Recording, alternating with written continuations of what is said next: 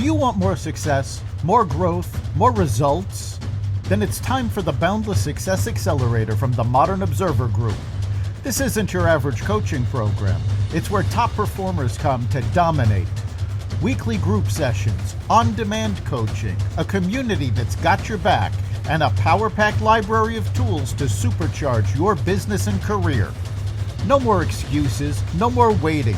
Get in, level up, and start building the life you've been dreaming about. Visit us at modernobserver.com/boundless success to join today. Let's get you to the next level. We're here because free speech is under attack. We're here because people are being convinced that socialism works. We're here because people are being judged guilty until proven innocent.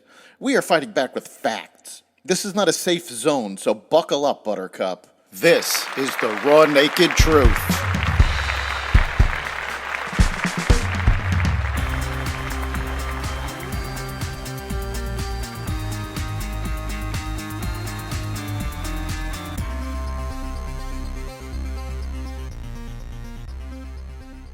Anti-Semitism rising, a win for pro-life advocates, MSNBC on the chopping block, and more. Welcome to the Raw Naked Truth. I'm your host, Eric Lopkin, and here's the news you need to know. Anti-Semitism continues to rise around the world. Pro-terrorist protesters chanting Free Palestine were arrested during a demonstration inside a U.S. Senate office building in Washington, D.C. on Tuesday. The large group of protesters was captured on video inside the Philip A. Hart Senate office building as they shouted their demand for an end to the war in Gaza between Israel and Hamas.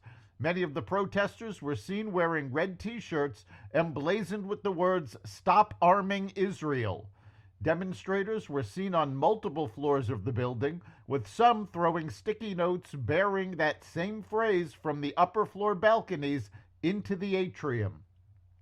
Some were hanging banners that said, "Time to act and fund life, not genocide." 3 protesters in red t-shirts were seen exiting an elevator with police. The protesters, whose hands were zip-tied behind their backs, continued to chant as they were arrested. It was unclear how many arrests police made related to the protest.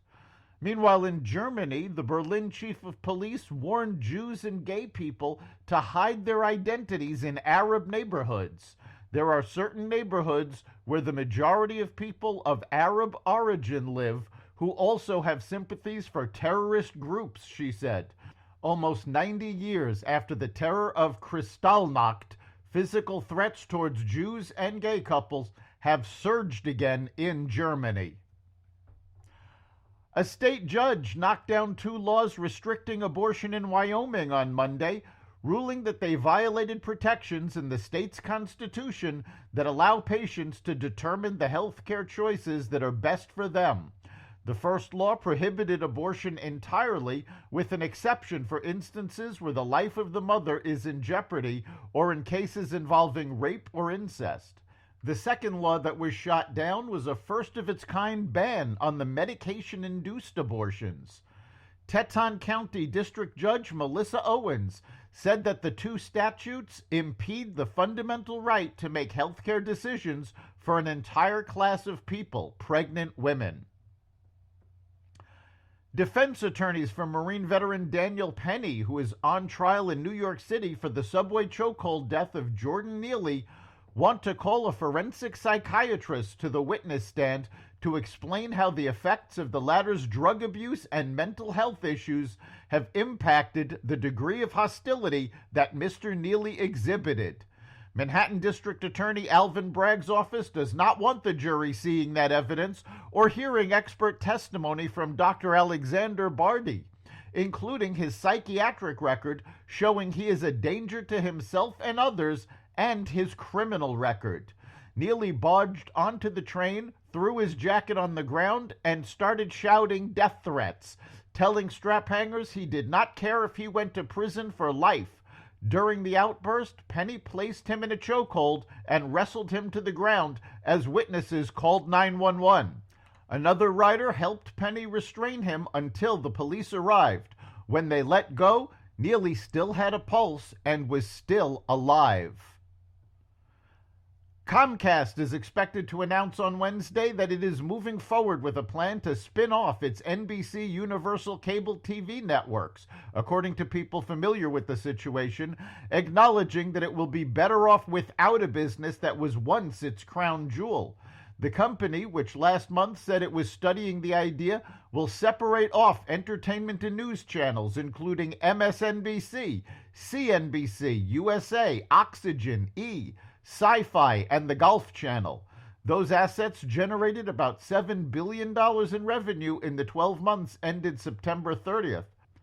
Bravo, known for reality TV programming such as The Real Housewives, will stay part of Comcast, along with the Peacock streaming service and the NBC broadcast network. Comcast is betting that NBC Universal's remaining assets, including its broadcast TV, sports, movies, and theme parks, will be better positioned for growth, and that its strong balance sheet can absorb the loss of the cable networks. That's the Raw Naked Truth. You can catch every episode of the Raw Naked Truth at xvadio.com, the Apple Podcasts app, YouTube, Spotify, iHeartRadio, Rumble, Audible, Amazon Music, and other platforms that respect freedom of speech. We'll see you next time.